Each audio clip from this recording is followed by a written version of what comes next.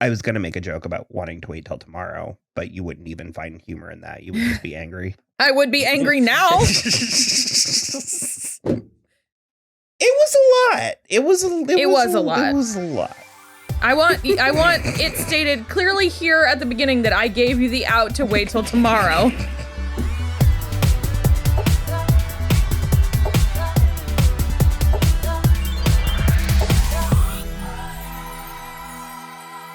Hello, everybody. I am Will. And I'm Kristen. And this is So I'm Watching This Show, your twice weekly pop culture podcast where we talk about movies, TV, music, and more. And as always, this is a spoiler show, so you have been warned. Very important in this episode. We're going to spoil the crap out of it. On today's episode, we're going to have a conversation about the new James Gunn Suicide Squad. The Suicide Squad. That's my dad. I want to get you out of here alive. I'm going to get you out of here alive.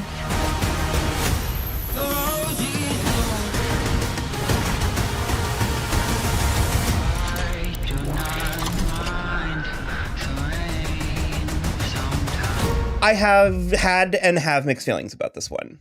Okay, I'll say that it is absolutely so much better than the other Suicide Squad. Like leagues and leagues and leagues. Like the performances are better. I think despite the lack of like neon, like you said, the color palette and everything, the style of this is a lot more cohesive and like it's all the same. There's not a fucking sky beam, which is really blessedly appreciated. I mostly did super prefer this. That being said, I would like to be done now because I'm a little annoyed about a couple of things that happen in this movie. Mm-hmm. So I think a lot of people's takeaway are going to be that I or we didn't like it. And that's not how I feel. It's not so much that I didn't like it. I think it's a very good movie. I think it's a very well crafted movie. I think it worked really well a lot of places, but my main issue is, so I watched the first two acts when it dropped last night, and then I saved the third act to watch with you guys so that I had something kind of like new. Mm-hmm. So my plan was to have a burst of energy, and it went the opposite way. It would sucked the life out of me. Much like a small starfish that clings to your face like a face hugger. My overall issue with the movie is I just found it mean. So that's the thing is I am not 100% like in the same vein as James Gunn. He's a little mean. His stuff's a little mean. I think Guardians is the outlier and not the rule. But that also is he's getting, I think, a lot more input from Marvel and Disney in order to make that what it needs to be. According to my husband, he essentially was like, I will do the Suicide Squad if I get Final Cut. Mm-hmm. And this is a lot more in the vein of a movie of his that we saw called Super. It's a little mean. It's a little mean-spirited. The characters are all a little nasty. No one is on anyone's side necessarily, and it leads to lots of negativity. It also didn't, and this isn't James Gunn's issue per se. It could be, we have no way of knowing.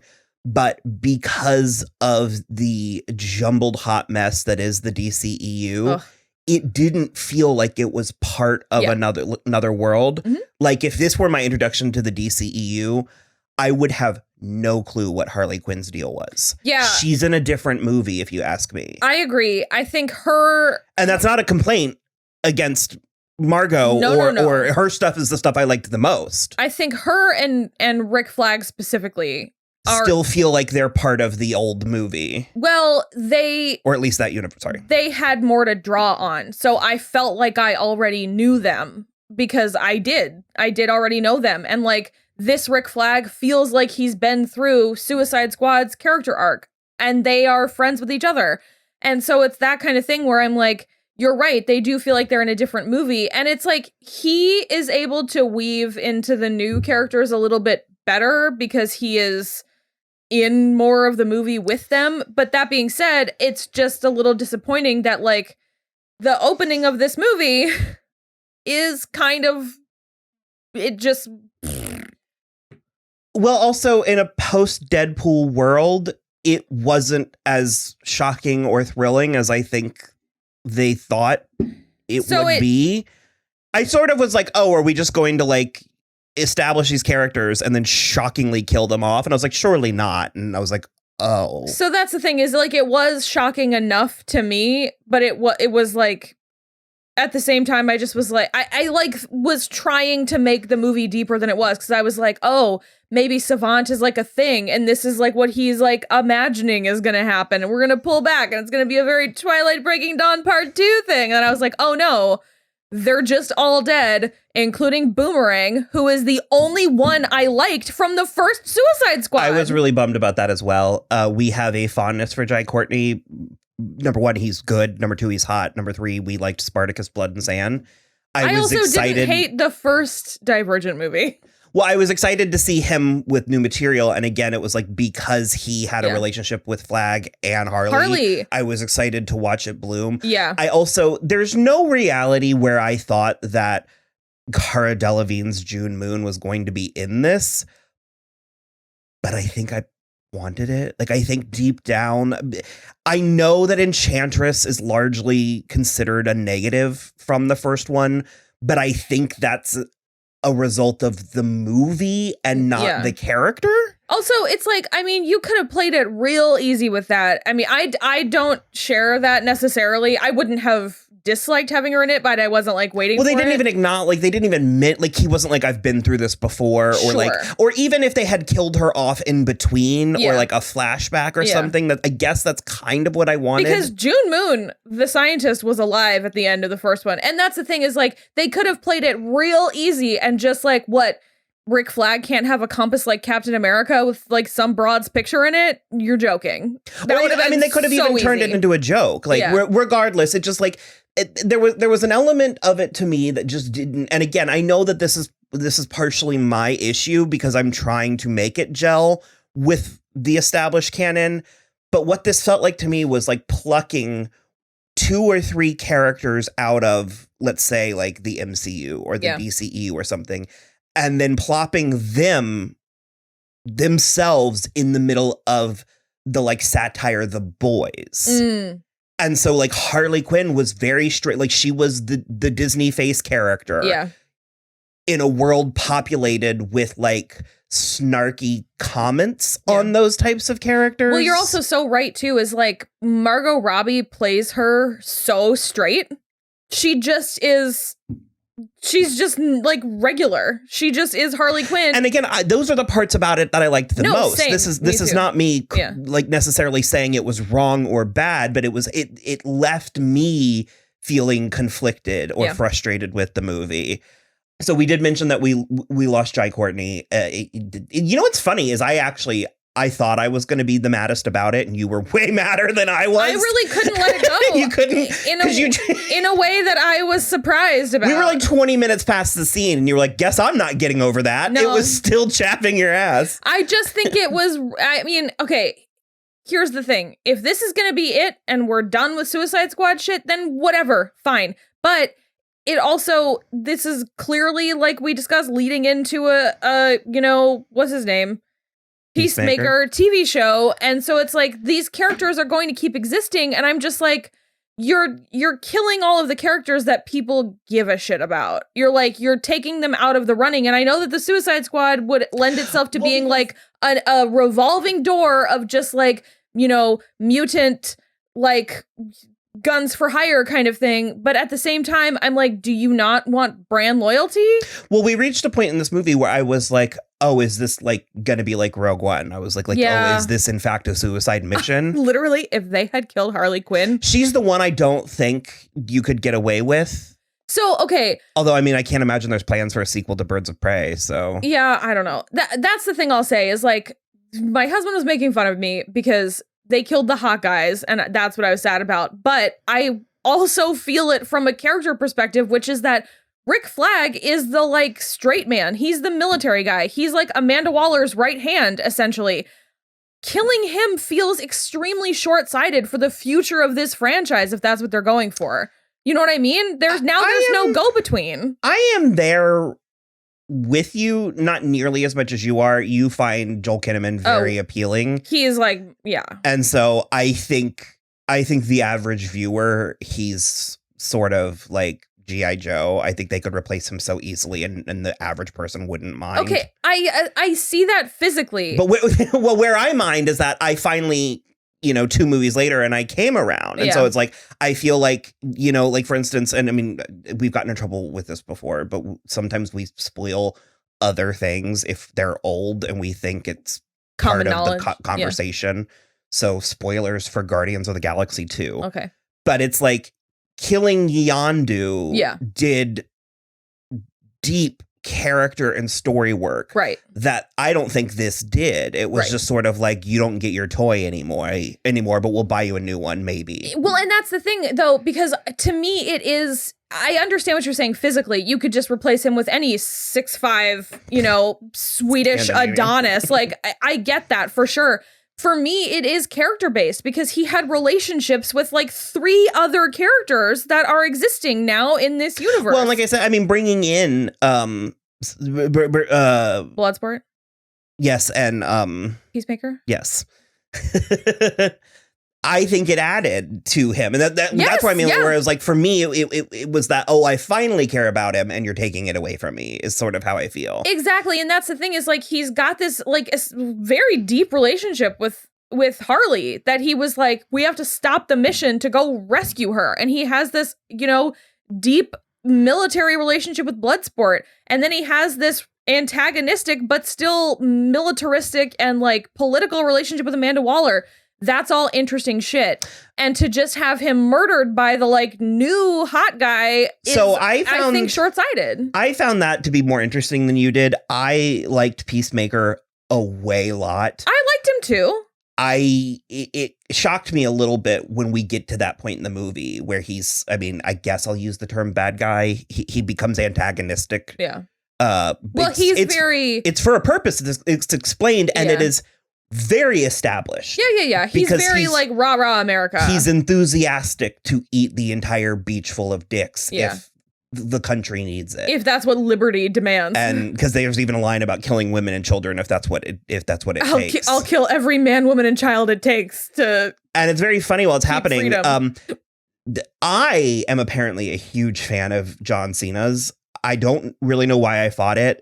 I'm not really into beefcakes at all. Well, we really liked Blockers. We really liked him in Blockers. He does something for me. Yeah. And I think part of it is his gameness, is his willingness, and he has no fear when it comes to bullshit masculine stuff. Like, because my introduction to him was Trainwreck. You know what I do to assholes? I lick them. Yeah. Okay, Coco Beware. You know what? You're being an asshole, all right? You know what I do with assholes? I lick them. Okay. What? Okay. He wants to fuck you. Okay. He also was in Bumblebee, which you didn't see, but he was really good in that because he literally has a line where he's like, they're called Decepticons. Are we not clocking that? I think he is so funny, so charming. I think he is so hot. Again, I'm not into that. But he has the scene in like briefs and tidy whities. Tidy whities? Really? Now that's just racist. And there is a close up of his bountiful bulge. It is. I don't know. I'm going to say it's real. Mazel. It is. He also is going to be in something called the Jansen Directive. Considering that he's such like a musclehead, like a beefcake, he has sort of like the opposite of toxic masculinity. I don't know. I think he's very funny. He feels like Channing Tatum. Only more. Yeah. Well, he's taller and more. I really, really liked Cleo. I didn't know what to make of her at first. Ratcatcher? Mm-hmm. Yeah. It's like Willard. She can control rats. And I guess it's like, there's going to be so many people, and probably half of you have clicked on this video and already stopped watching it because we're not saying what you want us to. But yeah, there's going to be so many people that are going to find this so fresh and new and interesting and funny. But I actually sort of every step of the way, not every step, but many steps of the way, I was sort of rolling my eyes where I was like, oh, okay, we're edgy. Of course she summons rats. Mm-hmm. And I was like, there's no scenario where we're not going to get a tsunami of rats at the end of this movie. And it just, like, for me, it felt sort of like well, like I said, obvious and eye-rolly in like a hipster indie movie boy sort of way. I mean, it's very James Gunn in that way. I do want to call her out there. Her name is Daniela Melchior, and she was really quite good. I liked her quite a lot as well. I loved Harley Quinn has like a fairy tale in the middle of the movie. It's very funny, especially in a boy movie, that they took time to like give her a princess, because she literally says, I feel like a princess, and they give her this full-fledged fantasy. Yeah, what the hell was that guy's name? The hot one? Presidente Silvio? Silvio Luna. Juan Diego Boto. Wow. Hot.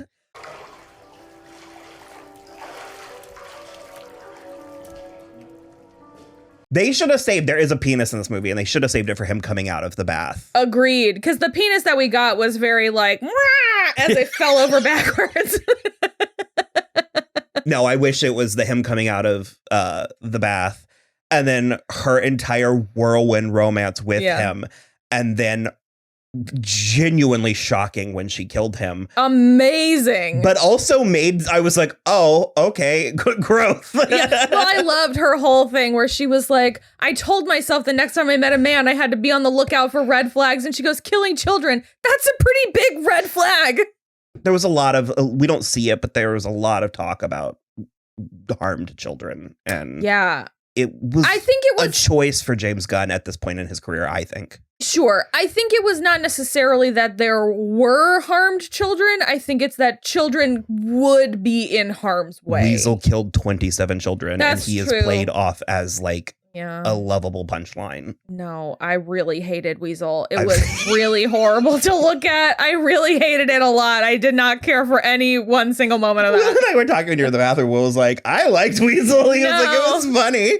No, not funny. Just gross. I'm between the two of you. It was really, you know what it was like? Is it was like I don't want to know. No, it was like Professor Lupin as the werewolf, but grosser. Like even and he walked on his hinders, and he just was like, yeah, he was real wobbly and really like the fur was. I can't do the. Yeah, I don't know. The fur was really wiry and horrible. I'm not a fan. Not for me. And I like poor Sean Gunn. I like seriously like how. I don't know how he keeps putting himself in this situation for his brother, because he's getting those residuals from Gilmore Girls, if we know one thing. I mean, he's getting money from this. I know. I just, ugh. Nanu? Was that his name? Oh, no. It was, well, King Shark, but it was, oh, shit. Nanaue? Something like that. Yeah. Nanaue. Yeah. I wrote Nanaue. Yeah. He was great. I mean, I liked it a lot, but it was also sort of like it was a little bit of hat on a hat for me with this movie. I was sort of like at this point, I mean, with all that we're dealing with. Also, I can't lie. I kept on kind of thinking of Maui from Moana as half a shark, where he just like, I kept thinking of it. Shark head. Well, it's funny because John Cena was giving me Dax the Destroyer vibes a handful of times. But yeah, King Shark, a lot of fun. I don't fully understand the scene in the aquarium with the jelly squid bubble razor teeth fish. I saw it coming. You were like, oh, and I was like, they're gonna be gross. Well, they were still very cute when they were normal. It was cool. I mean, it did good work. Yeah. I liked his friendship with Cleo rather. We loved Sebastian. Somehow Sebastian made it out of the movie. I didn't think. Especially he was like tip of the spear trying to kill that starfish, and he was like first one into the eyeball and everything, and he made it out and he was fine. If you're a spoiler person, or not really a spoiler person, if you're like an animal person and you're listening to us and you've made it this far into this review, several dozen birds die. There is harm to animals. Yeah. And also a lot of like really, really brutal harm to like innocent bystanders. Well, bystanders, but also like people working, like revolutionaries. Yeah, I mean that was like mostly funny because of the way they played it off, but also it was less funny to me because of all the delight we took in the insane ways they were murdering them. Alice Braga was like devastated, rightfully, because literally every person who was fighting against this militaristic, dictatorship was murdered because they all thought that Rick was taken hostage. They didn't know that they were like that they were revolutionaries. Yeah. They thought they were the bad guys, and so Yeah. they come in and just annihilate them. And it's like one of them is like That's where the penis is. Yeah. And I mean, one of them is presumably, wounded and in like a hospital bed. And here comes John Cena to stab him 43 times. Oh my God, just like right down the road. Yeah, it was, I don't know, because it was cool. And again, I understand the joke. Yeah. I understand how jokes work, but it made me feel bad. Like it didn't bring me joy. I'll also say I understand that the name of this movie is The Suicide Squad, so I should anticipate that many of them will die. That being said, I don't think they killed the right ones because of all the character work that they did. Also, I didn't need to see the thing actually pierce Joel Kinnaman's heart. I actually liked that. I don't know that I've ever seen it, and it was clear. It was clear. Because for a minute I was like, well, you know how these superhero movies go, and then we do like a medical close-up of the heart muscle inside his body. Rupturing. Yeah.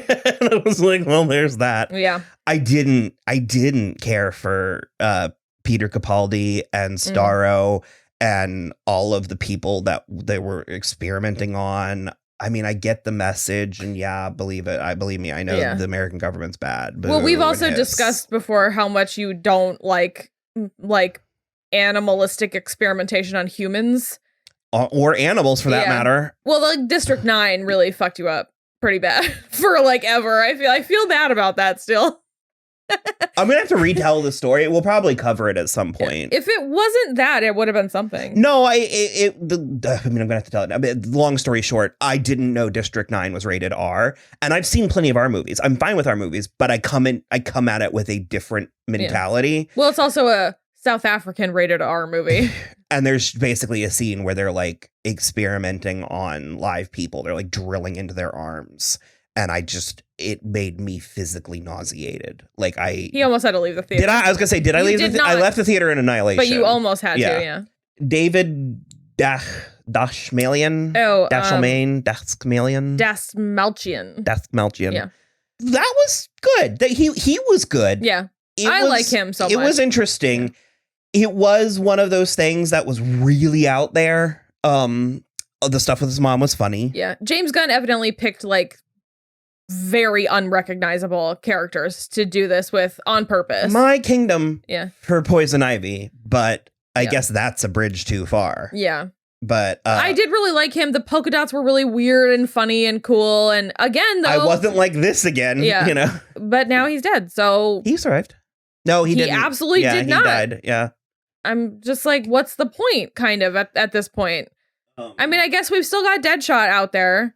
It was basically a lateral move going from Will Smith to Idris Elba. Yeah. But for my money, Idris Elba and Storm Reed were better. It was much more. Well, I think that's not necessarily to do with the acting as it is the storytelling, the like literal storytelling. And actually, I didn't mind. Will Smith was one of the things that I didn't mind. Yeah, Will Smith, and especially Will Smith and Harley Quinn's relationship, where it's like, I don't feel... Well, that's Will Smith and Margot Robbie. Well, of course, yes. But I don't think that Bloodsport got enough with Harley to like get there. And so I just like, because Bloodsport's thing was with Ratcatcher, and I get it, but it's like, I don't know.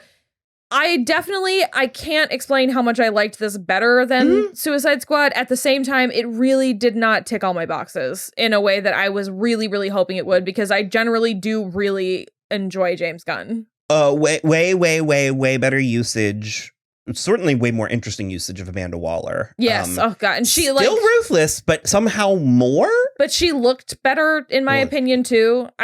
He put her in better colors, and her hair looked good and her makeup looked good, and in a way that like, I mean, Amanda's not a glamorous character, but still Viola Davis is a glamorous actress. So Viola Davis is like a freaking goddess at a certain point. For sure. Like it was still like ugly, like, you know, tweed, like leader of South or North Korea kind of shit, but it like everything about her was styled more appropriately in my opinion. Kind of really the last thing I'll say, and it's mostly because I want to put you through it, but there is a spectacularly bizarre scene at the end where Harley Quinn charges this giant starfish, and she's going to stab him in the eye, and in his giant eye, his eye is like the size of a house. Yeah. And we're like, she's going to stab him in the eye. And I saw it coming the whole time. As she's approaching the eye, a part of you is thinking, well, what are the physics of this? At least my mind was. And the physics of that are she's going to go with the javelin straight through the membrane into the ooey gooey gelatinous gelatinous inner eye splooge. It doesn't even seem gelatinous. It seems completely liquid. But it was more viscous. And like so maple syrup.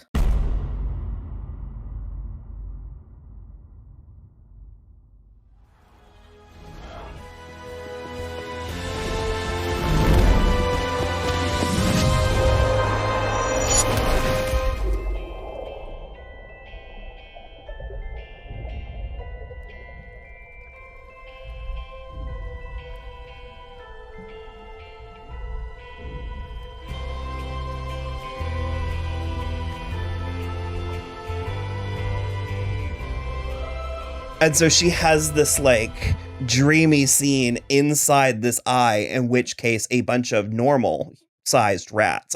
Sebastian and I almost said human sized rats, No. but I mean like I meant like human as in like to scale. Okay. A bunch of normal sized rats come in as with well. Sebastian leading the charge. Into the eye juice and start chewing on all of the membranes and nerves, and they eat the back of the eye out. She screamed. My pizza might make a reappearance. Ugh.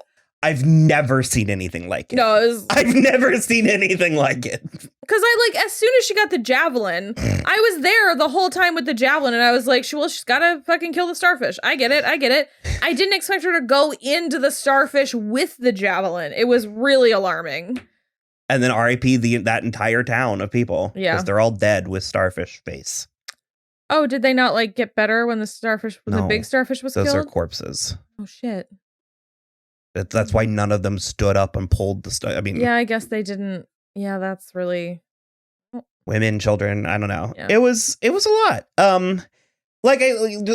Wrapping up, like we said, all in all, believe it or not, we didn't hate it. No, I laughed a lot. It's pretty funny most of the time. The thing with Polka Dot Man and Milton, that was very funny. I liked that a lot. It was super silly. Because actually, I mean, Harley, she was still playing Harley like Harley Quinn, but with the rest of the world being grounded, it did bring her down a notch in a good way, where she was just like, I've never met, it's not a very common name. I would know if we'd been walking around with a man named Milton. And then she sees him and she's like, oh, Milton. But then later she thinks David is Milton. Yeah. Or Idris Elba. Is Milton. It was very funny. I liked her fighting with the flourishes of the flowers and I don't know. Yeah, I liked that James Gunn kept that from like the glitter beanbag bombs from Birds of Prey. I thought that was good. It was mixed for me. It was a mixed bag. Yeah. I would potentially be excited to see more, but I wouldn't even know what that would look like. Also, I can't stress enough, what is the fucking point of continuing the DCEU when nothing is connected anymore?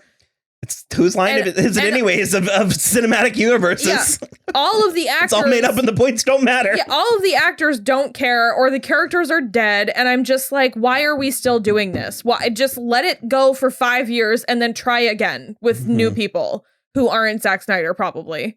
And I'm just like... Get somebody with a visual sense, like a story sense of what's going on. So on that note, yeah, all right. If you'd like to help us out, help us keep bringing you this quality content, keep the lights on. Any MCU folks out there, because we lost all of the DC folks right now. You can head on over to patreon.com/soimwatchingtheshow. We're currently covering Drag Race Season 7 on there.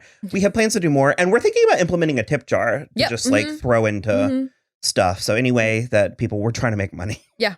And then also, if you want to head on over to soimwatching.com or at soimwatching or soimwatchingtheshow on Twitter or Instagram. Yay. Took my whole thing. That's it. Goodbye.